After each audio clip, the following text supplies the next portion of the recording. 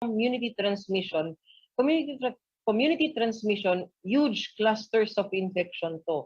Marami ng mga cluster ng infection, tapos hindi mo na makita yung link ng bawat isang kaso sa isa't isa. The latest, 2 cases from Iloilo City and a returning Filipino from abroad currently living in Western Visayas. Among earlier reported 11 foreigners in Puerto Princesa City, but health officials say they're local cases, citing they more likely got infected here in the country. This is a local case. So even though they were foreigners, they had been here that time that they got sick, and when we tried to trace, mukhang local po ang source of infection. Earlier studies say this subvariant is more infectious and could evade one's protection from vaccines, but it is not yet seen to cause a more severe illness. So in terms of symptomatology and even severity of symptoms, wala pong pagkakaiba itong mga Omicron variant. An infectious diseases specialist says we can still quell its transmission with surveillance, health protocols, and increasing booster uptake. Dapat natuto na talaga tayo, di ba, nakakaapat na tayong waves. And ganito nagsisimula yung mga nakikita natin yung nakaraan eh.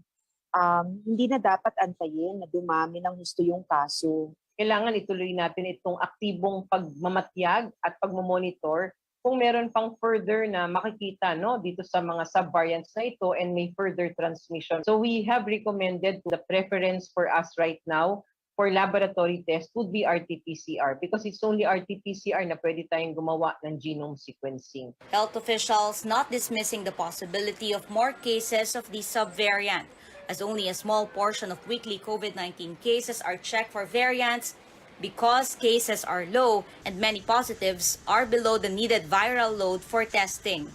Caroline Bongkin, CNN Philippines. The struggle continues for health officials with almost 2 million Moderna COVID-19 shots expiring this month. Health Undersecretary Mirna Cabutahe says these should be used as first booster doses. The expiring Moderna vaccines account for 2% of the total wastage. Foreign Affairs Chief Teodoro Locsin Jr. says the government should instead donate these doses to neighboring countries like Myanmar, which is dealing with rising cases. Locsin said the Kingdom of Bahrain will donate 590,000 COVID-19 doses to the Philippines. Among these, 430,000 Sinopharm shots and 80,000 Pfizer doses each for children and adults. Locsin asked the government to consider purchasing more vaccines for children.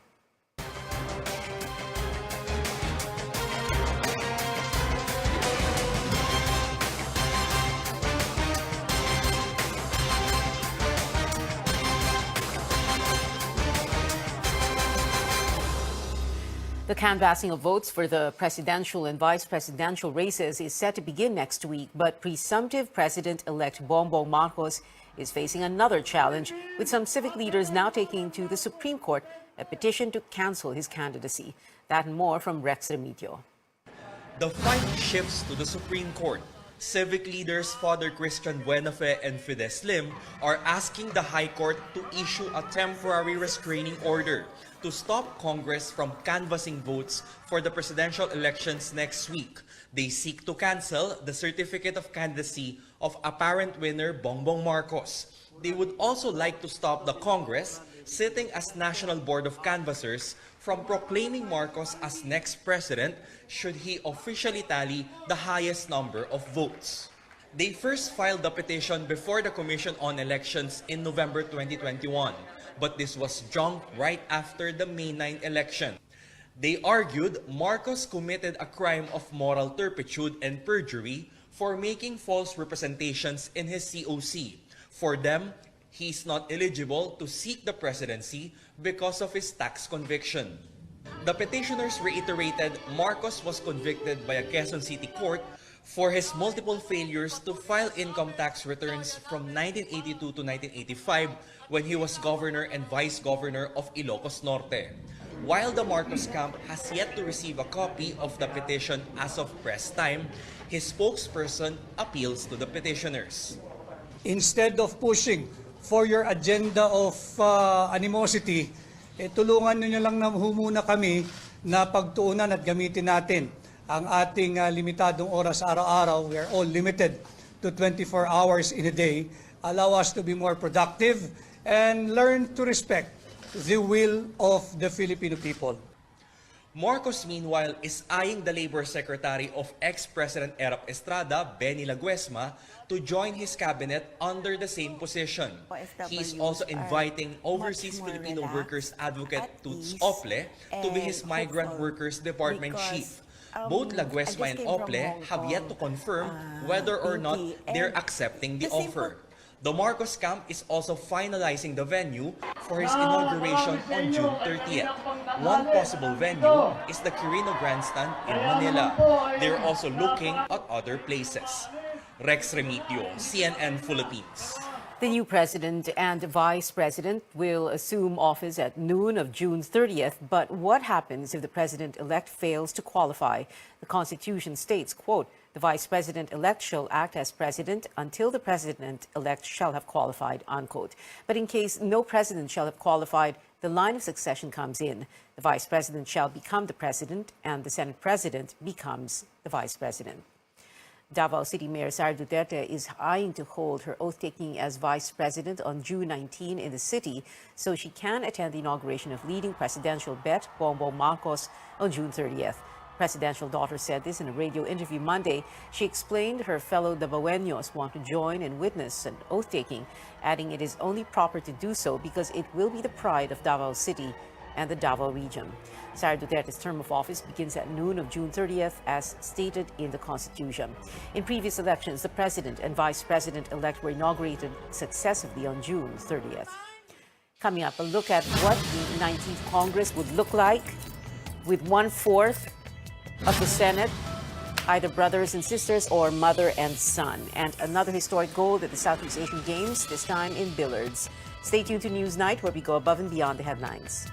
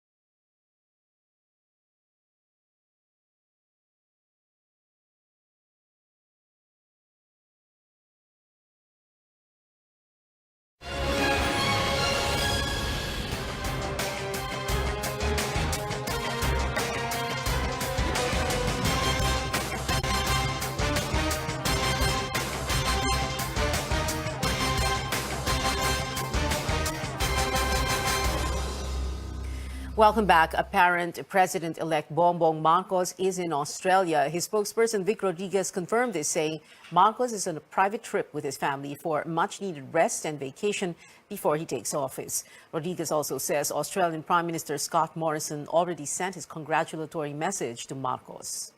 Nagpahatid ng congratulatory message ang pinuno ng bansang Australia dahil sa integridad na naganap naganap sa ating halalan nung nakaraang Lunes.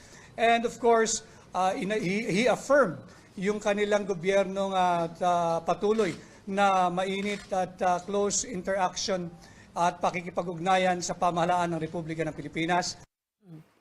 Marcos's flight to Australia was kept under wraps, but a group of Filipinos in Melbourne gave him what they say was a warm reception of protests. Photographs from Anak Bayan Melbourne show protesters holding placards outside a building where Marcos and his family are supposedly staying. They say tyrants are not welcome there and that they reject the Marcos-Duterte tandem. The Marcos campaign says the move is embarrassing. Bilang Pilipino, nakakahiya. Hindi ugali ng Pilipino hiyain at pahiyain ang kapwa niya Pilipino sa isang bansa na hindi naman Pilipinas. I think the best authority or person to say whether he is welcome or not are the Australian government. Ang Pilipino ay kilala na nagtutulungan. Mababait tayo. Huwag niyo hong gawin yan sa ibang bansa, sa ibang bayan. Wala ho kayong ibang agenda kundi palaganapin ang inyong puot at pait sa inyong puso. Hindi po ganyan ang Pilipino. Rodriguez says Marcos is expected to return on Thursday. It is all systems go for the proclamation of winning senators tomorrow. The Commission on Elections will tighten security protocols as it invited 5 of the country's highest-ranking officials to the event. Melissa Lopez joins us live from the command center in Pasay. Mel, what can we expect tomorrow? Pia, expect political heavyweights for tomorrow's proclamation ceremony for 12 senators. Apart from the winning candidates, COMELEC also invited President Rodrigo Duterte, Vice President Leni Robredo, Senate President Tito Soto, House Speaker Lord Alan Velasco, and Chief Justice Alexander Gesmundo to personally witness the proclamation of the top 12 senatorial bets based on the COMELEC's official tally of votes. Based on the latest official count, actor Robin Padilla cornered the #1 spot with 26.61 million votes, followed by Loren Legarda at 24.26 million and Rafi Tulfo with 23.39 million votes. Also in the Magic 12 are Win Gatchalian, Cheese Escudero, Mark Villar, Alan Cayetano, Mig Zubiri, Joel Villanueva, JV Ejercito, Risa Ontiveros, and Jinggoy Estrada. The National Board of Canvassers has ruled that they can now proclaim winning senators by rank, as the remaining votes to be canvassed will no longer change the ranking from 1st to 12th. COMELEC staff are celebrating behind us for almost finishing the count. The tally excludes some 600,000 votes from Lanao del Sur, the only count not yet transmitted, as 14 barangays will hold special elections next week. But again, these numbers will not change the names in the Magic 12. Estrada, who is ranked 12th, has a nearly 2 million lead from the 13th placer, former Vice President Jejomar Binay. COMELEC's audit group also corrected discrepancies in the count for Senate and party list bets discovered in the manually prepared certificates of canvass. Commissioner George Garcia says the variances are small. It's usually 1 or 5 votes, but for some senatorial bets, the difference reached 1,000 votes. Just the same, discrepancy pa rin yun. Ang usual na process natin dyan, nire-refer lahat yan sa Law Department for proper investigation. Kasi we have to determine din kung talaga namang naantok lang o baka intentional. The decorations are ready here at the PICC Forum tent for tomorrow's ceremony. The red carpet will be unrolled at 4 in the afternoon. Senators-to-be were told to wear barong and Filipiniana for the day. Additional police and military forces will be deployed to secure the venue. And in case President Duterte decides to attend, the Presidential Security Group will take over the security plan. Pia? Mel, Vice Presidential frontrunner Sara Duterte costing quite a stir when she announced her planned oath-taking on June 19th. What does the COMELEC say about this, and is that allowed? Right. Commissioner Garcia says there's nothing illegal for any presumptive winner or candidate to take his oath or of office well ahead. But what's not allowed is for a candidate to start his term early. The Constitution is clear that all terms of office of elected officials only start at noontime of June 30. Back to you, Pia. Melissa Lopez there reporting from Comlex Command Center in Pasay. Now, what will the incoming Senate look like and who could be Senate President? Amor Santos filed this report. 4 re-electionists, 5 returning lawmakers, and 3 first-time senators. They will form half of the Senate in the upcoming 19th Congress, joining the 12 incumbents who were elected in 2019. 6 senators, or 1/4 of the Senate, are family members. The results show that indeed the Senate race has always been a popularity contest. No? It's either you are a celebrity or a public figure, or you have a famous family name, or you come from a political family. Senator Risa Ontiveros is the only opposition candidate in the Magic 12. Senator Joel Villanueva says he's open to joining her in the minority, and so is Senator Coco Pimentel, who has clarified that the job of the minority is to keep the majority in check. The minority actually is not technically because you are opposition to the president, because the president of the Philippines is outside of the consideration on who the Senate President is. With a new supermajority on the horizon, the Senate presidency is turning out to be a 3-way battle. Senator Sherwin Gatchalian has publicly declared he's vying for the post. I'm courting our colleagues and asking for their support. Senate Majority Leader Mig Subiri and Senator Cynthia Villar said it's too early to talk about the change in leadership, with Senate President Tito Soto ending his term as senator on June 30. But Senator Sonny Angara has confirmed to CNN Philippines that both Villar and Zubiri have reached out to him. He's hoping they can forge an agreement. For Soto, his successor should master Senate rules and procedures, maintain the unity and independence of the chamber, and exhibit good work ethics. A senator needs the vote of at least 13 senators to be the 25th Senate President, who is also second to the Vice President in the constitutional line of succession. Amor Santos, CNN Philippines. The Presidential Museum and Library clarifies that its website is inaccessible because of ongoing updates to its contents and security features. That's after the supposed takedown of Malacanang.gov.ph sparked fears of a possible historical revisionism. The museum administration says the contents of the website were not compromised and will be made available to the public at the soonest possible time. The Presidential Museum and Library website stores historical records on Malacanang, including the martial law regime of the late dictator Ferdinand Marcos. Historian Manuel Quezon III, who served under the late former President Noynoy Aquino, first flagged the inaccessibility of the website on Monday. The United States vows to strengthen its alliance with the Philippines under the new administration. U.S. President Joe Biden stressed the importance of its relations with Southeast Asian nations in foreign policy and COVID-19 response in the recently concluded U.S.-ASEAN summit in Washington, D.C. President Duterte did not attend the event to give way to his successor. They have again repeated that their commitment to the Philippine maritime security, their support of our arbitral award. That alone is what the U.S. sees as the important relation alliance that they have with the Philippines, the importance that they give us. And of course, economic recovery is another thing that they have promised to help the Philippines. And one other major aspect that I think was discussed thoroughly here is climate change.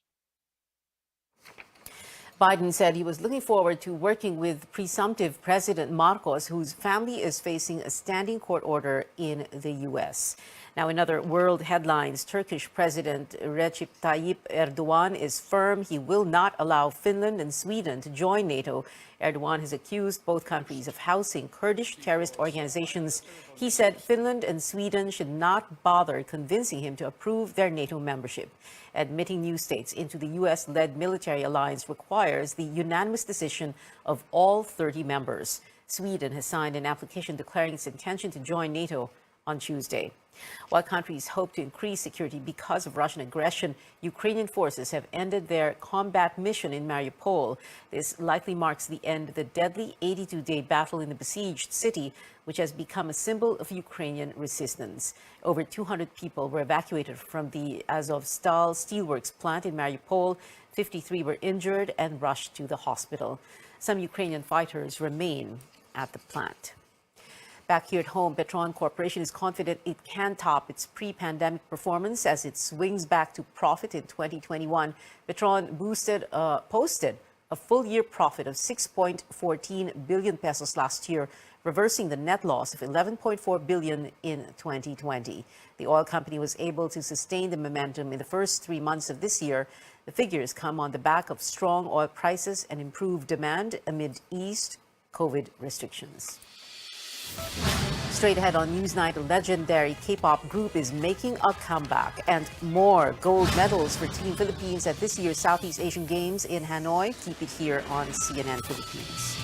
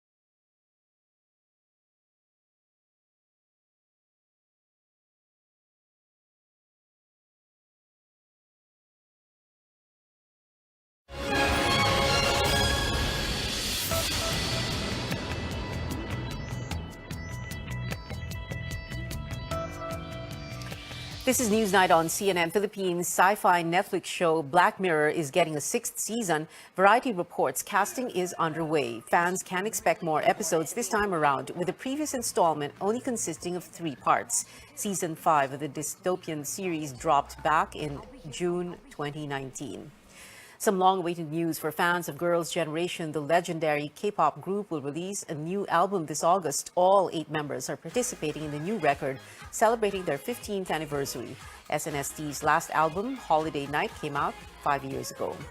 In Vietnam, it's an all-Filipino final in the Southeast Asian Games Billiards Men 9-ball pool singles event. Carlo Biado and John Chua won in their semi-final competitions today, securing them both at least a silver medal. This means the country is set to bag both the silver and the gold in the category. But the country officially captured its first gold in billiards today, courtesy of defending champ Rubilen Amit. This marks her 5th gold medal. finish in women's 9-ball singles. And Pinoy billiards icon Efren Bata Reyes is taking home at least a bronze after making it to the Carom singles semis. Reyes beat a Thai opponent in the quarterfinals, securing his ticket to tomorrow's semifinal. And another gold with Islay, Erica Bomogao and Richane Yosorez topping the women's Waikru event. It is the country's first medal this year in Muay Thai. After 5 gold and 2 silver medal finishes, gymnast Carlos Yulo is set to earn at least 1.6 million pesos from government cash incentives. The law grants 300,000 pesos for gold and 60,000 per silver medal. So far, Team Philippines ranks 3rd after Vietnam and Thailand. Philippine Sports Commissioner Ramon Fernandez says the country is within target to finish at least 3rd overall. The Philippines has earned 113 medals, 33 of which are gold. And that is it for now. Join me again on news.ph at 7 p.m. and on politics as usual at 8:30. I'm Pio Alvarez for Newsnight, where we go above and beyond the headlines.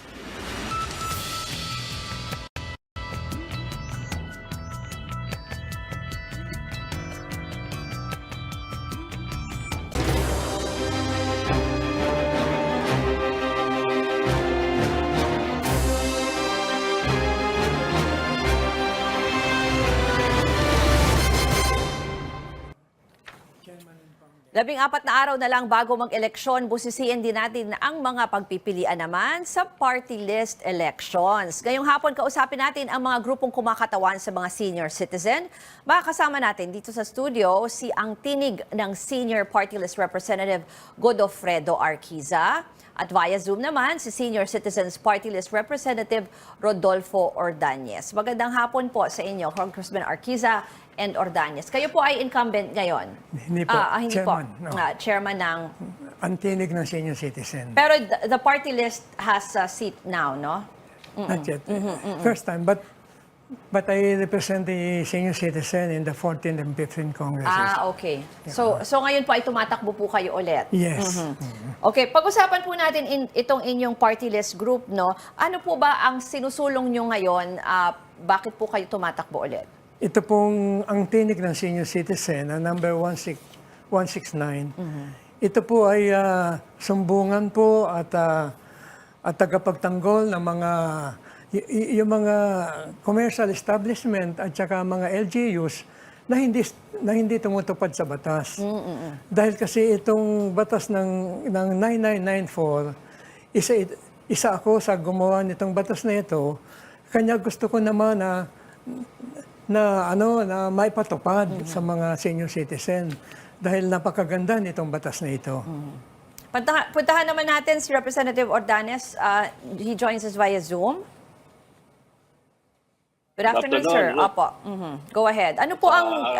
same question po for you. Hello? I'm not sure if you heard me. Sir, ano po ang sinusulong ng inyong party list group sa eleksyon na ito? Bakit po kayo tatakbo ulit? Ang sinusulong po natin para sa lahat ng kapakanan at mga karapatan ng ating mga senior citizens. Una-una po, ang ating isusulong. Ngayon po, nakapagsampa tayo ng 5 House bills na tapos po sa Kongreso, nasa Senado na ngayon. Yung ating social pension po na from 500 to 1,000 monthly. Pangalawa po, yung elderly voting na ating mga senior citizens, wherein 1 week before election, pwedeng bumoto ang mga senior citizens.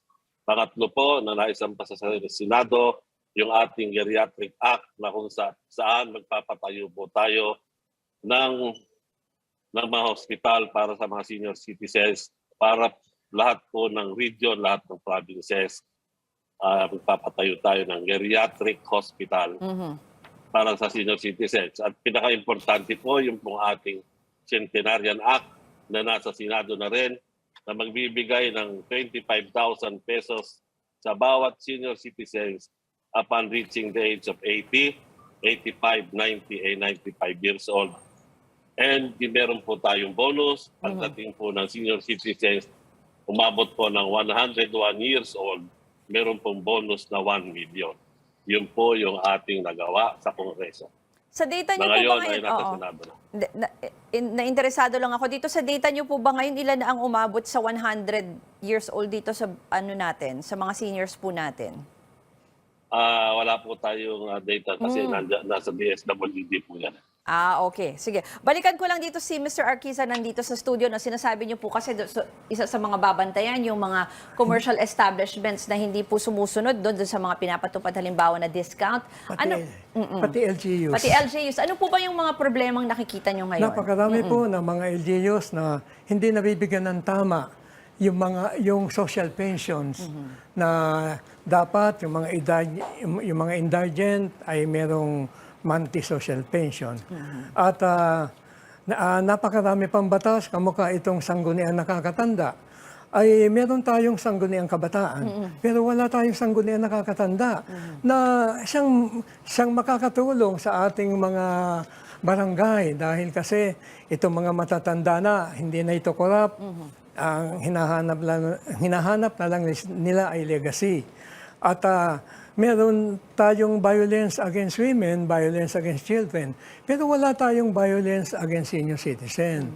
Itong violence against senior citizen ay kailangan dahil kasi pag ang victim ay senior citizen, kailangan mataas ang hatol. Dahil kasi hindi ka na makatakbo pag hinold up ka. At saka meron akong isang batas na napakaganda, yung elder abuse. Itong elder abuse ay merong 4 na category. Unang-una, psychological and emotional abuse. Yung mga anak, apo, pag matanda na yung magulang, hindi na pinapansin. Inuutusan. Yung pangalawa ay yung right abuse. Maraming matanda na biyuda, gusto pang mag-asawa, ayaw ng mga anak. Pinipigilan ng mga anak. Siguro nasa isip nila, baka makahati pa nila sa mana. Pero kailangan magkaroon ng right ang mga senior. Saan po magfo-fall under yung sinasabi niyo po yan? Elder abuse. Abuse po, considered as abuse po yan, kung sakali, doon sa panukalang batas niyo. 4 po yung elder abuse. Psychological and emotional abuse, right abuse, yung mga magulang pinapakailaman ng mga anak. Financial abuse, yung pera ng magulang ay nag-ipon, nagtipid, tapos may mga anak na mas malaki na kukuha. At saka yung neglect and abandonment. Itong neglect and abandonment, ito lagi nangyayari ito dahil pinag-aaral mo yung mga anak mo sa college, tapos nung makatapos, nanay, tatay, pupunta ako ng Maynila, magtatrabaho ako. Ilang buwan lang nagbigay, tapos wala na. Dapat magkaroon ng rights ang mga seniors, ang mga nanay, tatay, para yung kanilang pinaghirapan na pinag-aral magkaroon ng batas para doon. Mr. Arquiza, ngayon pong pandemic, medyo parang na-highlight din ho talaga yung plight ng senior citizens. Halimbawa, di ba, yung mga ayuda, yung mga ganyan po. And then even yung movement po, di ba, parang laging pinagbabawalan yung seniors na lumabas. Pero dati na po bang problema yung mga ganyan? Halimbawa, even for yung restriction sa movement, even for yung mga jobs, parang hindi po ata masyado. Pero may batas na po dyan, di ba po, na pwede naman po kayo magtrabaho kung kaya pa, ganun po. In terms of that, paano nyo po isusulong yung related measures? Nitong pandemic, ni-restrict ng gobyerno yung mga 65 up, hindi pinapalabas ng bahay. Pero yung mga below 65 ay nakakalabas pa din ng bahay. Pero yun, walang batas doon, kundi utos lang ng ating pamahalaan. Kanya nga, yung iba kasi nagtatrabaho pa po, tapos hindi rin makalabas. Opo. Pero later on, pinayagan naman nila. Pinayagan. Kamukha nga ako, as lawyer, ay yung aming MCLE ay deadline na sa 22. Kanya nga, nakaraan na. Meron kami restriction. Paano kami makaka-attend sa mga MCLE na seminars? Kanya nga may sulat ako sa ating IBP na sana extend sa mga seniors na 70 above.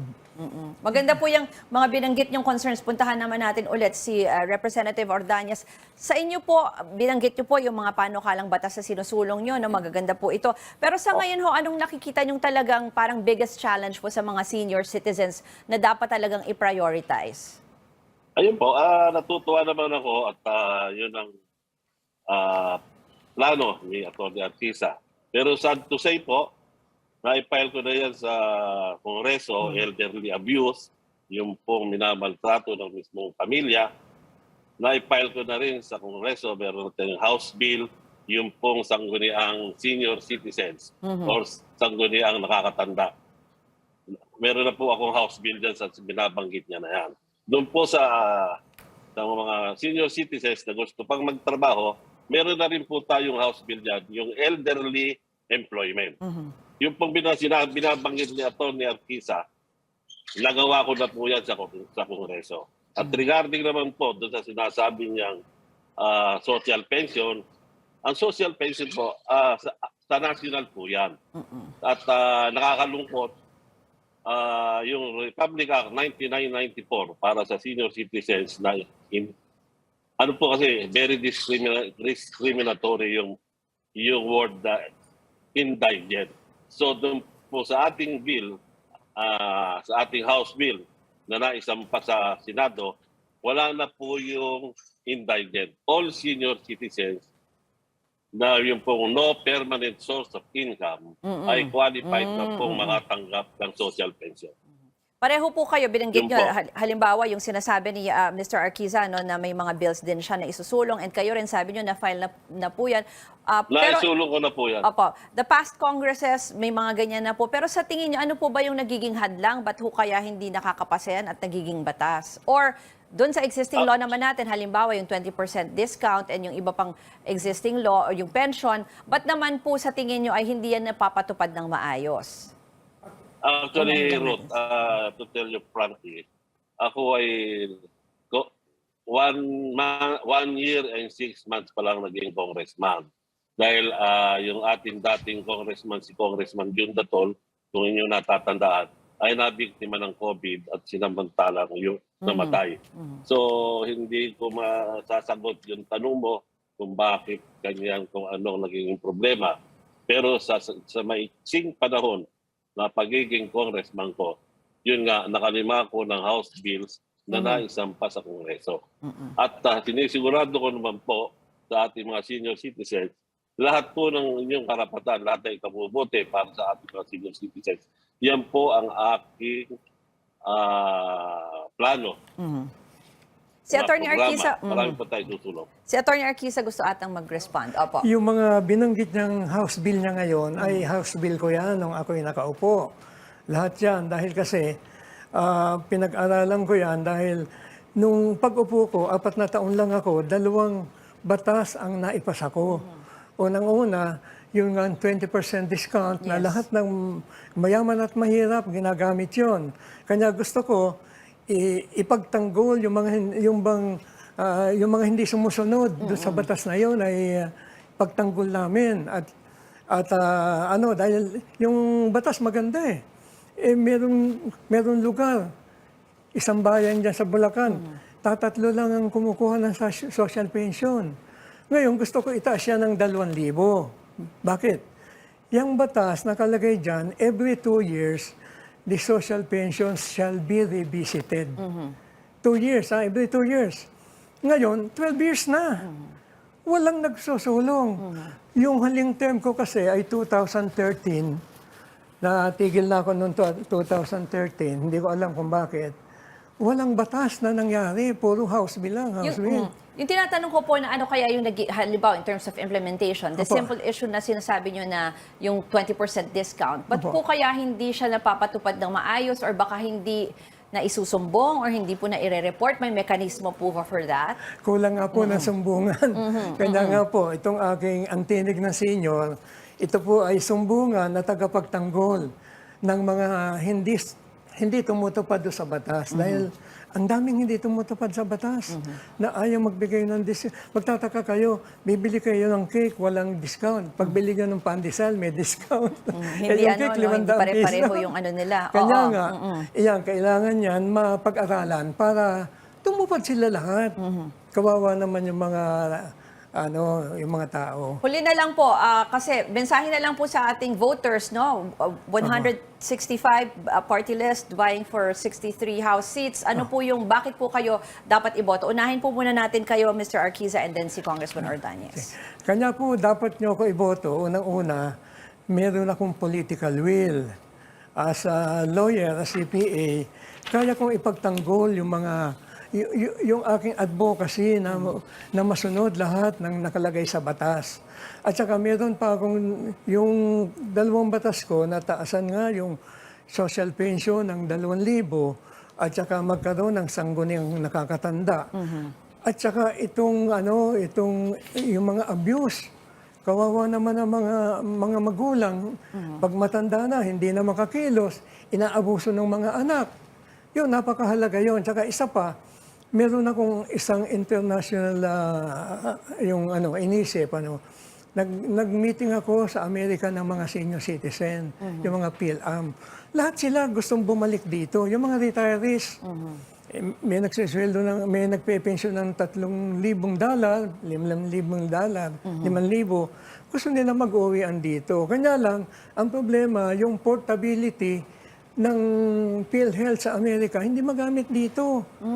Kanya nga pag nakaupo kami sa Congress, ay kailangan doon legislation. Pwedeng kumausap ako ng congressman sa Amerika at saka senator. Para mapagtugma po. Para mapagtugma.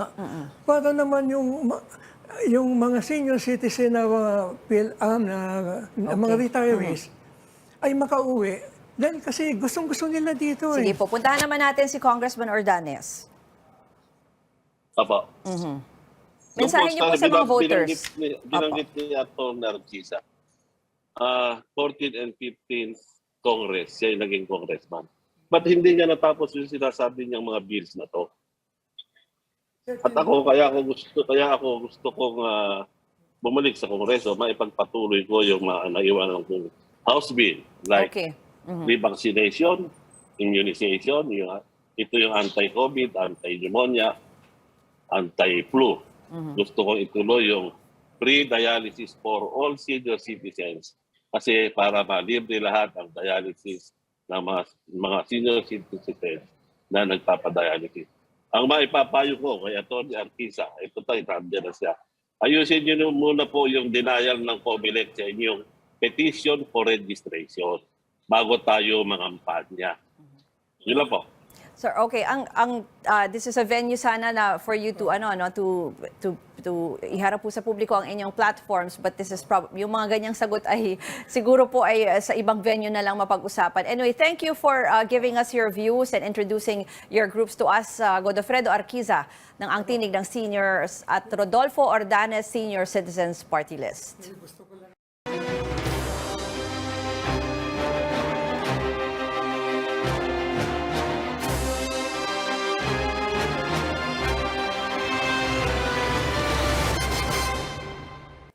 As the campaign period enters the final stretch, we speak to party list groups seeking seats in the next Congress. Up next is a party list which vows to help tricycle drivers and operators in the country.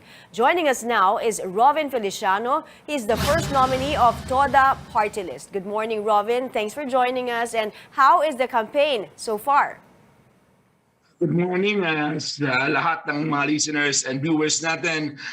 Siyempre sa Up Close, no? Ito po isang opportunity for TODA Party List na makasama ngayon this morning. Okay naman po, kaya medyo paubos na yung boses dahil palapit na rin po ang tapos ng campaign period. So medyo naubos na rin yung boses natin. So you have held consultations with different tricycle groups across the country. So from these consultations, ano po ang pinaka mahalaga sa kanila na mabigyang pansin? Ms. Maya, alam niyo naman, hindi lingid sa ating lahat na yung patuloy na pagtaas ng presyo ng gasolina, ito yung talagang nagpapahirap sa mga tricycle drivers dahil hindi naman po basta-basta tumataas yung presyo ng pamasahe. So talagang ang panawagan ng mga tricycle drivers natin sa buong Pilipinas ay mapabilis po ang pagre-release ng fuel subsidy. Kamakailan lamang po may isang department memorandum ang DILG dated April 19, 2022 na pinapalawig or ine-extend yung deadline na submission ng mga local government natin ng mga listahan ng mga eligible tricycle drivers for the fuel subsidy or dun sa Pantawid Pasada program. So hanggang binibigyan nun sila hanggang Friday, April 29. So ang panawagan natin sa mga local government unit, siguraduhin po nila na nasumitin natin sa Department of Interior and Local Government ang listahan ng mga tricycle drivers dahil alam po natin mahigit 2 buwan na po ang tuloy-tuloy na pagtaas ng presyo ng gasolina kung kaya't hirap na po ang ating mga tricycle drivers at ang opportunity sa atin ay magkaroon na lamang po ng fuel subsidy para ma-address natin yung urgent na problema sa pagtaas ng presyo ng gasolina. Ngayon po, nasabi nyo lang, may big time oil price hike na naman today. So lahat naman talagang apektado sa pagtaas ng gasolina. So ano pa po ang mga concerns ng ating mga tricycle drivers and operators at paano nyo po i-address ito? Alam niyo po, siyempre nandyan yung problema sa kakulangan sa mga batas na nagpoproteksyon sa kanila. Kaya gusto ng TODA Party List na isulong natin ang Magna Carta for Tricycle Drivers and Operators. Ito po yung mga karapatan at pribileyo para sa sektor nila. Kabilang na po dyan yung full scholarship ng anak ng tricycle driver. Pag sinabi natin full scholarship, hindi lang po ito libreng tuition fee. Bagkus may allowance dahil alam niyo po ang isang tricycle driver, kumikita lamang po ng 200 hanggang 300 piso kada araw. Sa pamilya po hindi sasapat para pakainin ito, lalo tigit kung pag-aralin pa to. Hindi sila makakalabas sa cycle of poverty kung wala isa sa pamilya nila ang makakatapos sa pag-aaral at magkakaroon ng chance na magkaroon ng ibang karir, no? At magkaroon ng tulong sa kanila. Pangalawa po, ang pagkakaroon ng legal aid, no? Libreng abogado para sa mga tricycle drivers natin dahil malapit po sila sa aksidente. Minsan ay naabuso rin ng ilang mga abusadong enforcer kung kaya kinakailangan ng abogado na makikipaglaban para sa kanilang karapatan at karapatang legal. Third po is yung pagkakaroon ng social benefits, no? Yung libreng SSS, PhilHealth at Pag-ibig na sana po ay magawa natin kung bakit to hindi makapag-retire ang ating mga tricycle drivers. Meron dyan 7 years old na, 8 years old na, namamasada pa rin dahil wala ho silang social benefits. Pambili man lang ng maintenance medicine, hindi ho nila kinakaya. And then pang-apat po sa Magna Carta for Tricycle Drivers ay ang sinasabi ho natin na murang pabahay. Nagtatanong po ako sa mga tricycle drivers natin sa mga terminal, sa mga pilahan ng tricycle, majority or more than 80% of them nangungupahan or nagre-rent pa ng kanilang bahay. So napakalaking pahirap para sa kanila na buwan-buwan nangungupahan at walang sariling tahanan. At gusto rin po ng TODA Party List na reviewin natin ang oil deregulation law para siguraduhin na yung presyo ng gasolina ay hindi ganun kataas at siyempre isusulong natin ang pagbabalik ng Oil Price Stabilization Fund para siguraduhin stable ang presyo ng gasolina para stable rin po ang presyo ng mga pangunahing bilihin. Napakaganda at napakahalaga yung mga benepisyong sinabi mo para sa mga operators and tricycle drivers. Ano po ngayon yung plano nyo? Kasi final stretch na ng campaign period. Ang plano ho namin, mas marami pang tricycle driver ang maabot ng TODA Party List. Mas malaman nila na mayroon na silang boses na makikipaglaban sa kanilang karapatan. Alam niyo po, 31 years old na ho ang local government code pero wala pa rin nung isa na kinatawan ang mga tricycle drivers natin sa sa Kongreso. O yan sabi ko nga, wala ni isang batas ang nagawa ang Kongreso patungkol sa benepisyo ng mga tricycle drivers. Yun po ang usap-usapan namin sa mga pagpupulong sa mga tricycle drivers. Kinakailangan na magkaroon ng batas para sa social benefits at karapatan ng ating mga tricycle drivers. Kung kaya't sa nalalabing ilang araw ng kampanya, sisikapin ng TODA party list na maibalita at maabot namin ang tricycle driver sa buong Kapuluan. Okay, maraming salamat po, TODA Party List nominee Rovin Feliciano.